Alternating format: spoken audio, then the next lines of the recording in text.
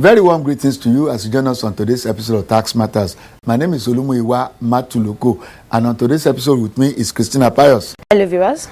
We begin today's episode of the program by congratulating all Nigerians on the successful hosting of the World Economic Forum Africa. That was indeed a good outing, and it is hoped that it will translate into investment inflows into economic development for their country, Nigeria. We particularly found illuminating and exciting the contributions of Alhaji Dangote and Mrs. Winifred Branyima of Oxfam on taxation. Yes, both of them underscored the centrality of taxation to everything. Christina will be telling us the story of the regional operational meeting of the Federal Inland Revenue Service, which was held in Owerri, Imo State on Tuesday, April 29, 2014. Now, the Federal Inland Revenue Service is organized into 10 regions, and those regions in turn are organized into tax offices, micro and small tax offices, medium tax offices, light tax offices. The 10 regions are East, West, Northwest, Northeast, North Central, South, Abuja, and of course Lagos has 3 regions: Lagos Island, Lagos Mainland East, and Lagos Mainland West.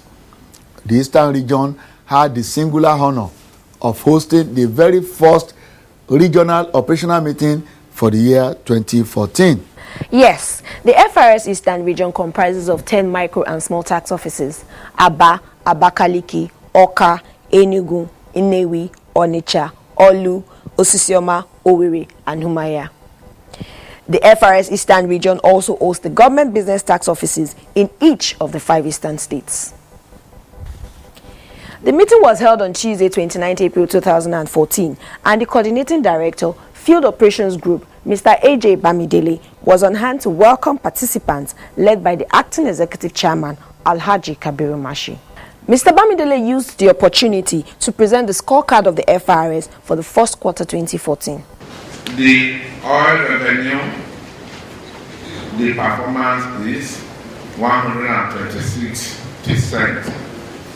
The non-oil, we have by our cash book 406.69. However, CBN record shows 418. And that will, if we go by CBN, we will have marginally met the target. The report indicates that we have not met our non-oil revenue target as at the end of March, with a negative variance of 27%. This is a reflection of our annual collection trend performance, which is expected to improve from the second quarter. Top performance amongst the tax offices include the Owerri MSTO with 110%, Umuahia MSTO with 95%, Awka with 85%, and Nnewi with 81%. Amongst the 5 government business tax offices, the Anambra GBTO scored 139%, while Enugu State scored 101%. In his keynote address, Alhaji Kabiru Mashi underscored the importance of the Fields Operations Group to the FRS. At meetings of this nature, one issue which we always discuss is our collection performance. This is because you are the Field Operations Group,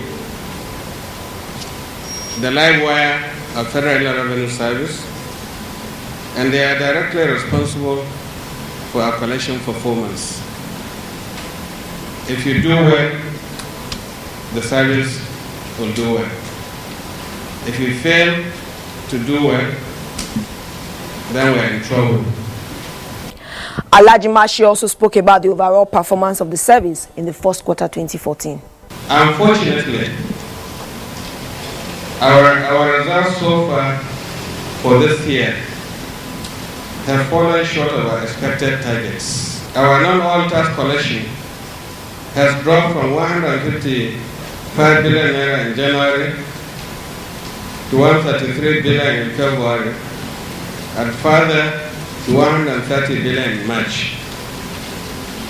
These results are not impressive, and we must do everything humanly possible to ensure that we reverse this negative collection trend. The message to you at this meeting, therefore, is that we must refocus fully on our core function of tax collection. We have received significant support from the highest levels of government, and we must justify this support by meeting and surpassing our targets. Very frank, very forthright. Yes, indeed. In separate interviews, Mr. Bamidele and the acting chairman spoke about the gains and benefits of the regional operational meeting. Going around the regions to meet them is like bringing management out of Abuja to the field offices to see management on your own. Come and see exactly what is happening at the field offices. It's relationship building, because if the staff are just hearing the name of Mashi in the headquarters, some will never go to Abuja. I'm here live. Their coordinating director, maybe many of them have not seen him. He's here. You have seen all the directors are here. All the regional coordinator, deputy directors and so are here. We are going to do town hall meeting where we'll be subjected to questions and answers. Staff will ask us anything. They will ask and we will answer them. And we move around. And another thing is, I've come to Owerri. I will go to the office and see what we need to do to improve the office, the working environment for the staff. So that's why we go out around the country to interact with the staff, to reassure the staff that we are solidly going to support them, and they too, they should support us. Judging from the collection performance of the FRS offices in the Eastern region, would you say that they have met the expectations of management? Answering that question, my expectations have not been met. However, we know that there is seasonality in our operation.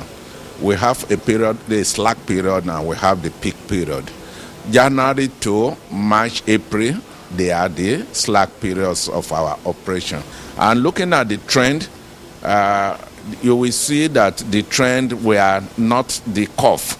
It's not any way outside the trend that have been happening for the past 3 years. Still on seasonalities of tax filing and payments? It's not that we're not meeting our target. You know, this is the beginning of the year. We have our low periods, we have our peak periods when taxpayers file returns. Normally, taxpayers file returns in June, July, August, September. So you'll find those are the peak periods. But at least there is a minimum we expect monthly. And that's why I say first quarter, January, February, March, is not good enough. And that's why we go around talking to the staff to work harder so that we can generate the much needed revenue for this government. When I say work harder, for instance, if you establish a liability, it can push the taxpayer to pay that liability. You can enforce. You can go to tax appeal tribunal. You can go to court.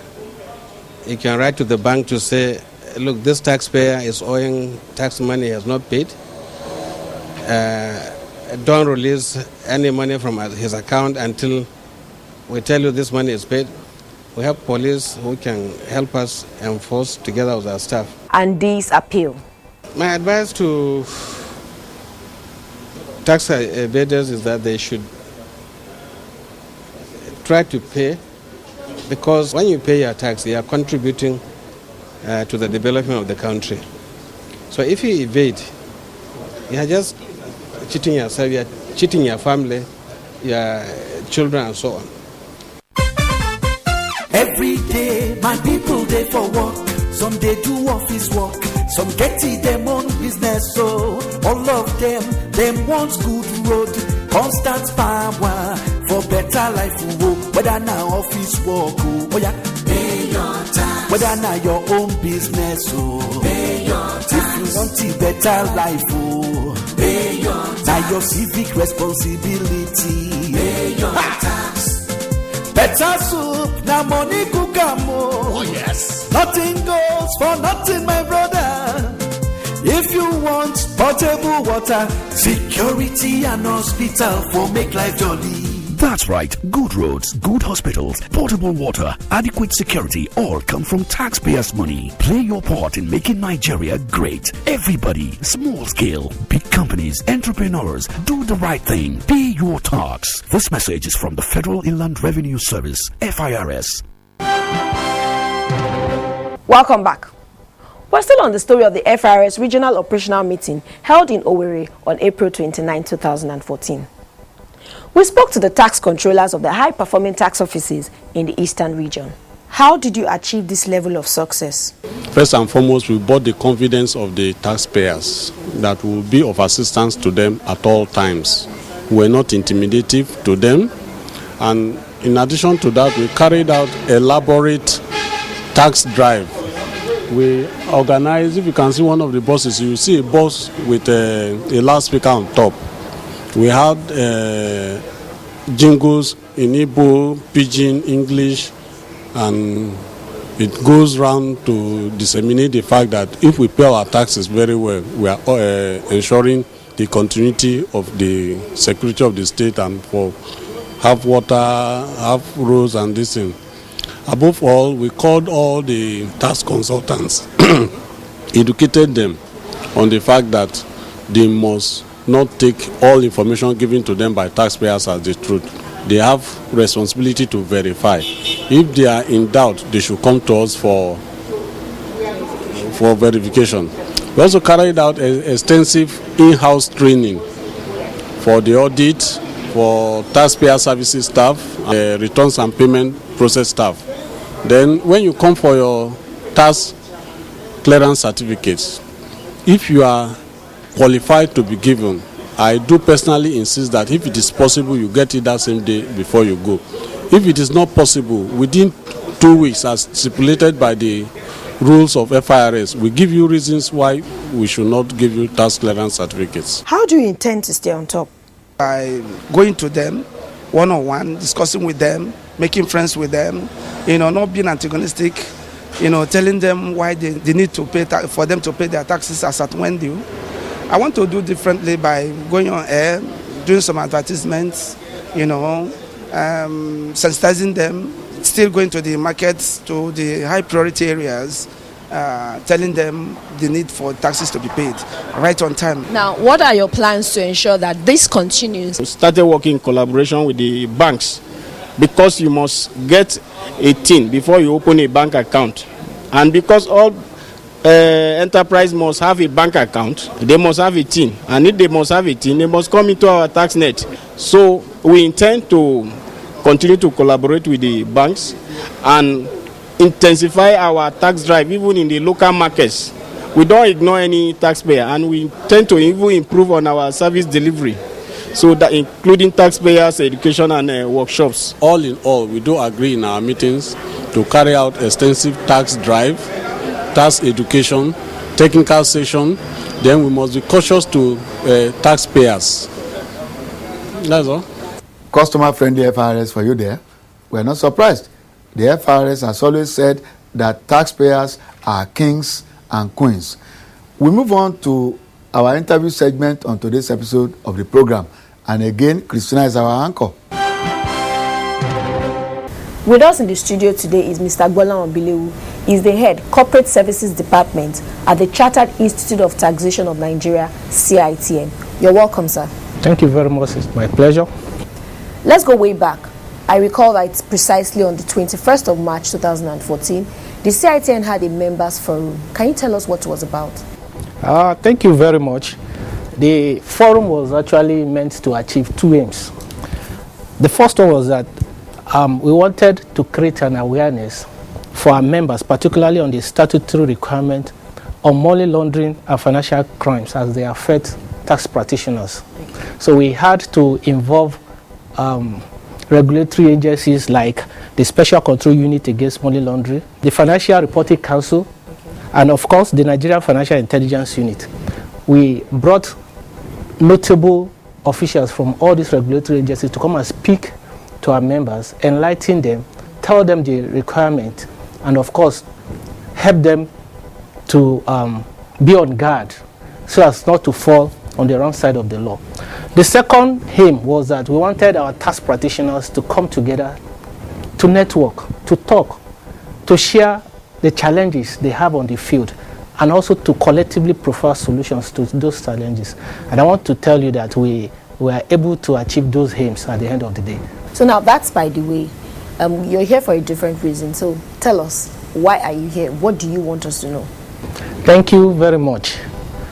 For people who have been following the CITN and of course the tax system in Nigeria, there's always a program in May every year, which of course is a crowd puller. It pulls together, brings together people who are in the tax profession, not only in Nigeria, but equally outside the country.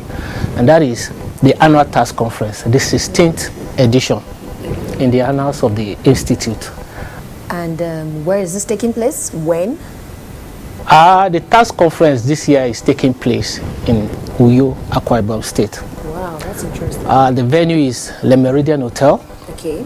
And the date, of course, is from Tuesday the 20th to the Saturday the 24th of May. Now, so what should the participants expect? Thank you very much.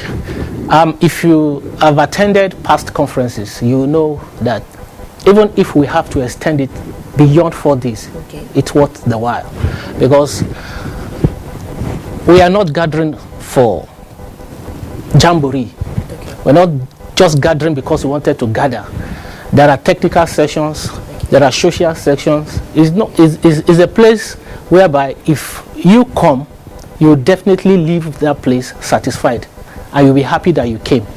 The first day, if you would permit me to just quickly run through the program. The first day, of course, which is the Tuesday that I said, is basically for arrival and registration. Okay. People are expected to arrive on Tuesday, the 20th of May. And after your arrival, you take a rest. And in the evening of that day, we have to welcome you formally. We have our hospitality night. The hospitality night is a relaxed ceremony whereby people come together. There are various variety shows from district societies, cultural troops, and so on. The following day, which is Wednesday, the 21st, of course, is the opening ceremony. And we are expecting none other than the chief host of the state, Chief Dr. Goswill Obot is our special guest and is going to declare it opened. Then we have the paper presentation. We have 3 papers that day, very, very technical papers, and they will be delivered by people who have seen it all when it comes to taxation. The lead paper for that day, which is a theme of the conference, Achieving Optimum Tax Compliance, Challenges and Sustainability, will be delivered equally by a governor. Okay. A governor that has done a lot in the area of revenue drive for his state. And that, of course, is Malam Issa Yuguda, the Bauchi State Governor, is going to present the lead paper. We also have, for that day, 2 other papers. The first is Synergy in Tax Policy, Tax Laws and Administration, and a very technical and professional tax practitioner is going to present that. That is Mr. Fatai Folari. Mr. Fatai Folari is a lead tax partner West Africa for Akitola, Williams and Dilliot. So you should expect that his paper is going to be very loaded, very, very loaded. And of course, the last paper for that day will be presented by Professor Jack Osimiri. He's a professor of law, River State University of Science and Technology. I will be speaking on taxation of the informal sector, agenda for reform.